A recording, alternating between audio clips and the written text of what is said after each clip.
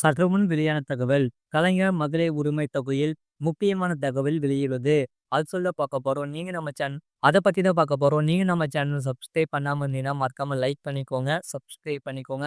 உங்க நண்பர்களுக்கு தெரியப்படுத்த ஷேர் பண்ணுங்க. கலைஞர் மகளிர் உரிமை தொகை திட்டத்தில் புதிய பயனாளர்கள் எப்போது இணைக்கப்படுவார்கள், விண்ணப்பங்கள் எப்போது நிராகரிக்கப்படுகிற விநியோகிக்கப்படும் என்பது குறித்த முக்கிய தகவல்கள் வெளியாகி வருகின்றன. கலைஞர் மகளிர் உரிமை தொகை திட்டத்திற்கு செலவிடப்படும் தொகை மூலம் கிராமங்களில் பணப்புழக்கம் அதிகரித்துள்ளதாகவும் கூறப்படுகிறது.